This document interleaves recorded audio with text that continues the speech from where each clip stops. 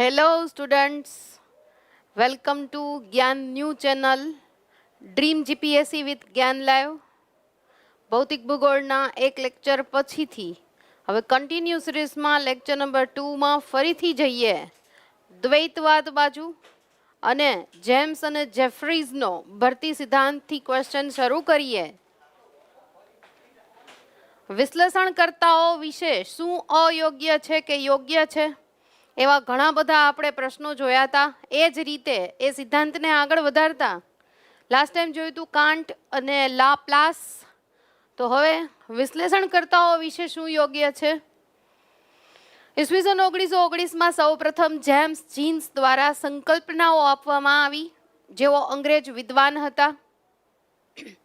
ભૂભૌતિક Shastri Harold જેફરીએ ઈસવીસન 1928માં સુધારા કર્યા અને થર્ડ સ્ટેટમેન્ટ બંને વિદ્વાનોના નામ એકબીજા સાથે જોડાઈને જ ભરતી સિદ્ધાંત વિશે કહેવામાં આવ્યું.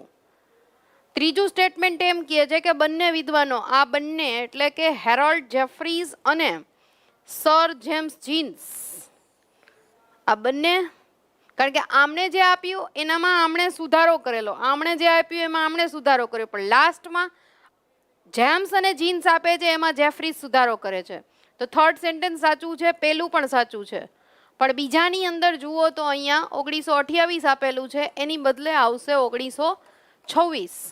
તો જવાબની અંદર માત્ર 1, 2 યોગ્ય આવે જ નહીં, 1, 2, 3 યોગ્ય આવે જ નહીં, તો માત્ર 2 અયોગ્ય. એટલે કે બીજા નંબરના સ્ટેટમેન્ટમાં આન્સર ઇઝ સી, જેમ્સ અને જેફરીઝનો આ ભરતી સિદ્ધાંત મુજબનો વિશ્લેષણકર્તાનો નિયમ. જેમ્સ અને જીન્સના મતે હેરોલ્ડના સુધારા મુજબ ભરતી સિદ્ધાંતમાં મુખ્ય વાત વિશે ટિપ્પણી કરો, કયું કથન અસત્ય છે. તો પહેલા સ્ટેટમેન્ટમાં શરૂઆતની અવસ્થામાં ગ્રહો મૂળ પ્રવાહી સ્વરૂપે હતા. સેકન્ડ સ્ટેટમેન્ટ તેઓનું નિર્માણ તારાના ગુરુત્વાકર્ષણથી સૂર્યની સપાટી પરથી બહાર આવેલ પદાર્થમાંથી થયેલું હતું અને તેઓએ સૌર જ્વાળાનો ઉલ્લેખ કરેલ નથી. તો અહીંયા જેમ્સ જીન્સના મતે હેરોલ્ડના સુધારા મુજબ ભરતી સિદ્ધાંતને જોઈએ તો સૌથી મોટી વાત છે એ અહીંયા પહેલા સ્ટેટમેન્ટમાં, એટલે કે જો મૂળ પ્રવાહી સ્વરૂપે હોય, લિક્વિડ હોય, તો કેવી રીતે આ ગ્રહનું નિર્માણ થાય આજે એમ ખબર પડે, અત્યારે કાંઈ ના ભણ્યું હોય તોય. મુખ્ય કયા સ્વરૂપે હતા, તો અહીંયા રહેશે વાયુ સ્વરૂપે. તો માત્ર 1 અયોગ્ય. ચલો જોઈએ, અયોગ્ય તો છે, બધા જ યોગ્ય આવે જ નહીં, 2, 3 યોગ્ય અને એના પછી માત્ર 3 યોગ્ય. તો અહીંયા માત્ર 1 અયોગ્ય. આ મુજબ ચાલશું આપણે. તો બાકીનું બધું જ તારો છે એ પણ ગુરુત્વાકર્ષણના હિસાબે. ત્યારબાદ જો અહીંયા તમે ઇમેજિનેશન જુઓ ને તો સૌર જ્વાળાનો ઉલ્લેખ એમણે કરેલો નથી એ બતાવે છે, એટલે તમને ઇમેજિનેશન વાઇઝ બી યાદ રહીએ એટલા માટે. તો એ તો વાત સાચી જ છે.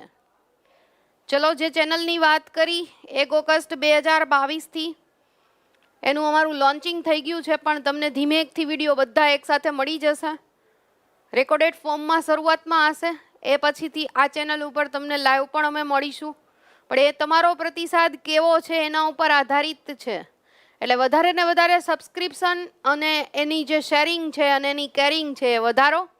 તો જઈએ એના પછીના ક્વેશ્ચન ઉપર. શું છે કે બધી જ પરિસ્થિતિઓને મેં હમણાં અહીંયા આકૃતિ દ્વારા વર્ણવેલી છે. તો વાક્યોની નિષ્પત્તિ જણાવવાની છે. નિષ્પત્તિ એટલે છેલ્લે ફળ સ્વરૂપ શું છે, એકબીજાથી સ્વતંત્ર વાક્યો છે કે નહીં, પેલું વાક્ય છે બીજા ઉપર આધારિત છે, એક્સેટ્રા એક્સેટ્રા. તમે જે જવાબો છે એ જોશો એટલે ઘટનાક્રમ ઉપર આધારિતનો ક્વેશ્ચન થયો વાક્ય નિષ્પત્તિનો. કદાચ આ પેટર્નથી કદાચ કોઈ વાકેફ ના હોય તો સૂર્ય એક વાયુનો ગોળો છે.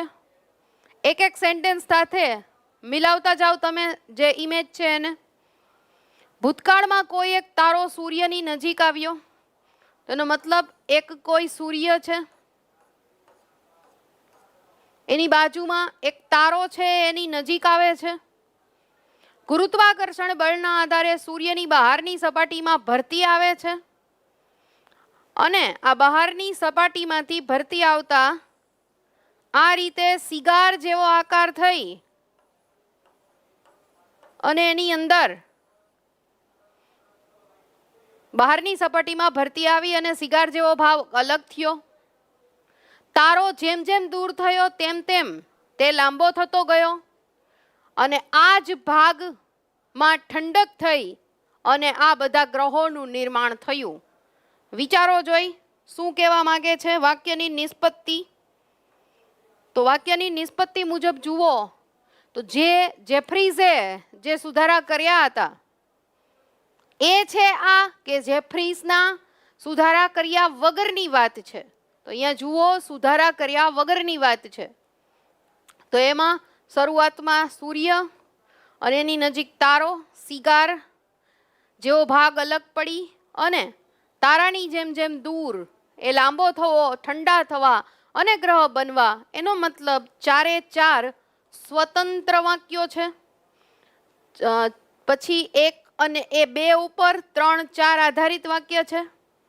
1, 2, 3, 4 એકબીજા પર આધારિત છે. 3 એ 4 ઉપર અને 1, 2 ક્રમ આધારિત છે. તો અહીંયા 1 થી 4 એકબીજા ઉપર આધારિત વાક્ય છે, એટલે કમ્પ્લીટલી સાચું છે.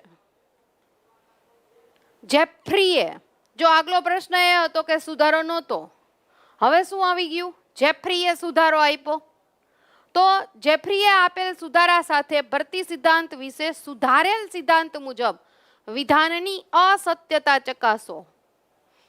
એક ચેલેન્જ છે કે ભૌતિક ભૂગોળના લેક્ચર ઓછા છે, ભૌતિક ભૂગોળ ભણાવનાર પણ ઓછા છે, અને સાથે તમને જો આ કન્ટેન્ટ હકીકતે મળતું હોય તો જ્યારે આ વિડીયોને જોવો ત્યારે ફૂલ્લી એકદમ જોશમાં આને ફેલાવજો.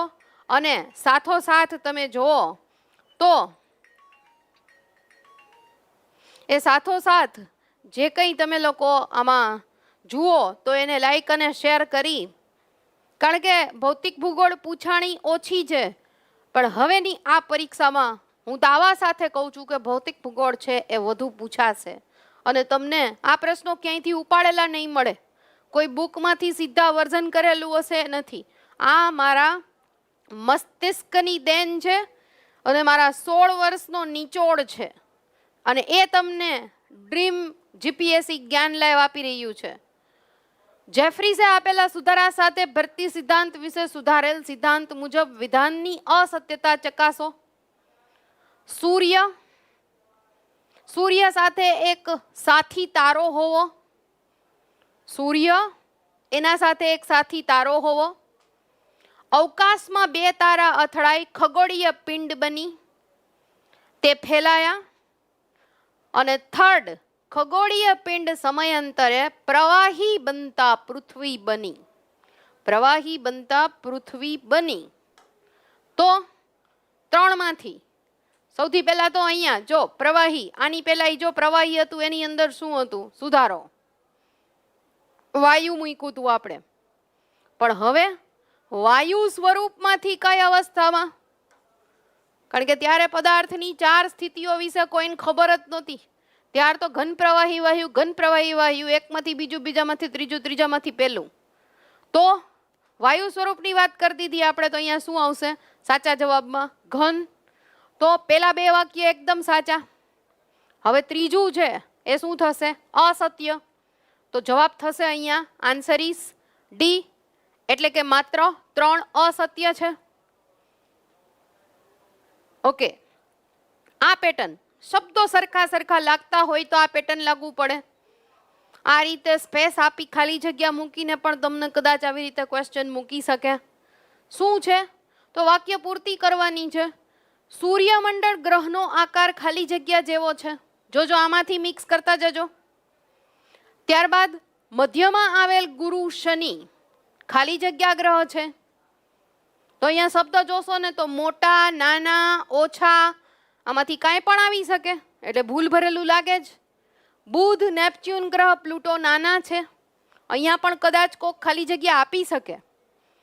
જેનો આકાર મોટો તેના ખાલી જગ્યા સંખ્યા વધુ અને જેનો આકાર નાનો તે ઝડપથી ઠંડા થયા અને ઉપગ્રહ સંખ્યા પણ ખાલી જગ્યા. ચલો મેચ કરી જોવો શું આવશે સૌથી પહેલા. તો સૌથી પહેલાની અંદર જુઓ તો શું આવશે?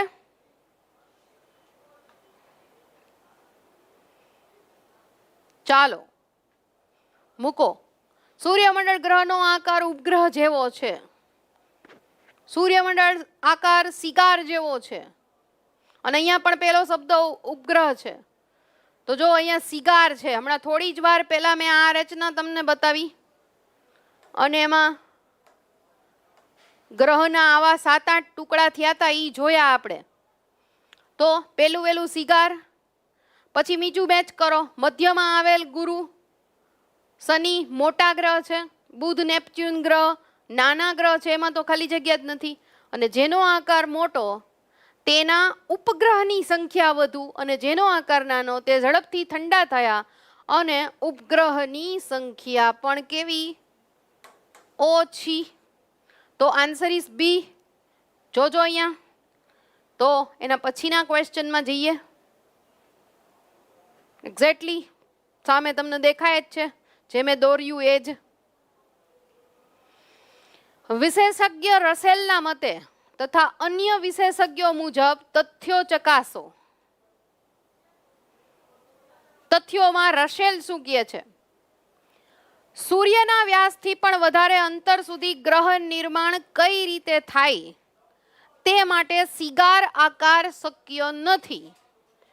રસેલ એમ કહે છે કે સૂર્યના વ્યાસથી પણ વધારે અંતર સુધી ગ્રહ નિર્માણ કઈ રીતે થાય તે માટે સિગાર આકાર શક્ય જ નથી. કારણ કે સિગાર જેવા આકારમાં એ કે બધાય છે એ ગ્રહ કેમ સમાઈ ગયા? સેકન્ડેસ્ટ સૂર્ય અને નેપચ્યુન વચ્ચે 10 અબજનું અંતર અને જે સૂર્યના વ્યાસથી 3800 ગણું છે. ત્યારબાદ એચ.એમ. પેરિસ્કી એમ કહે છે કે જે સિદ્ધાંતો આપ્યા જેમ્સે અને જેફરીસે એનાથી સૂર્ય અને ગ્રહોનું અંતર સમજવું શક્ય જ નથી. એટલે આ ભાઈ આમ જુઓ તો મારી દ્રષ્ટિએ બરાબર કહેવાય. પેરિસ્કી ભાઈ એમ કહી દીધું કે ભાઈ આ તું કેસ ને એમાં મને કાંઈ ખબર નથી પડતી. અમુક લોકો આ લેક્ચર મારો જો કન્સેપ્ટ નહીં સમજ્યા હોય ને તો એને પણ એવું લાગતું હશે. પણ મારા આ પ્રશ્નો સાથે તમારી પાસે રહેલી કોઈ પણ કન્ટેન્ટની બુક વાંચશો તો વધારે આઈડિયા આવશે. સીધા ક્વેશ્ચન આન્સરમાં સમજી લ્યો તો વધુ સારું છે. સમય ઓછો છે કારણ કે. તો અહીંયા first okay, third one okay. તો બનશે શું? બીજા નંબરનું જે છે એ અતથ્ય છે. તો એની અંદર ખાસ કરીને અહીંયા જે વાત છે 10 અબજની તો એ અહીંયા 4 અબજ થઈ જશે અને અહીંયા 3800ની જગ્યાએ 3200 આવી જશે. તો આ ખાસ ધ્યાન રાખજો. ચોથા નંબરના પ્રશ્નની અંદર 10 અબજના જગ્યાએ ચોથા નંબરનો નહીં પણ આ પ્રશ્નની અંદર 10 અબજના જગ્યાએ શું થઈ જશે? 4 અબજ અને સૂર્યના વ્યાસથી કેટલા ગણું થઈ જશે? એ ટોટલ 3200. તો ખાસ ધ્યાન રાખજો અહીંયા. એ પણ તમને આકૃતિથી એના જે અંતર છે એ અહીંયા મૂકેલા જ છે. પણ આ લેટેસ્ટ વર્ઝનમાં જે સન અને નેપચ્યુન વચ્ચેની વાત હોય એટલે એ રીતે ક્લાસરૂમ પ્રોગ્રામ મુખ્યત્વે વાત કરું તો ડીવાયએસઓને પાર પાડવા માટે ક્લાસરૂમ પ્રોગ્રામ છે. જીપીએસસી ક્લાસ 1-2 ને પાર પાડવા માટે આ પ્રોગ્રામ છે. 100 જેટલી કલાકો છે. ઓનલાઈન આવો તો 1700, ઓફલાઈનમાં જાઓ ફેકલ્ટી સાથે સોલ્યુશન કરો તો 5500 છે. તમને મોક ટેસ્ટ છે 13, ટોપિક ટેસ્ટ છે 13, મોક ટેસ્ટ 5, 7 કન્સેપ્ટ બિલ્ડિંગ છે. તો પછી આખો સિલેબસ છે આટલી બધામાં કવર થઈ જવાનો છે કારણ કે ઈચ વન હેઝ 200 માર્ક. તો ઝડપથી જ્ઞાન એકેડેમીની કોઈ પણ જો નંબર ડાયલ ના કર્યો હોય, પૂછપરછ ના કરી હોય, હજુ એમ થતું હોય કે આ સિલેબસ કેમ પહોંચી વળશું શું, પણ આ હાની હારોહાર તમારો સિલેબસ પૂરો થઈ જશે, કોન્ફિડન્સ પણ તમારો ક્રિએટ થઈ જશે એક્સેટ્રા એક્સેટ્રા. તો પછી તો શા માટે આ બેચમાં જોઈન ન થવું? તો ઝડપથી ક્લિક કરો. 6-8 સુધીની જ ઓફર છે. તો બસ ફરી પાછા આપણે આજે જેમ અદ્વૈતવાદ એની પહેલા પછી આજે રસેલ સુધી પહોંચ્યા ફરી પાછા મળશું ભૌતિક ભૂગોળના પ્રશ્નો સાથે. ત્યાં સુધી દીપાલી ગોસ્વામી ડ્રીમ વિથ જ્ઞાન લાઈવ સાથે જોડાતા રહો. Thank you very much. Okay.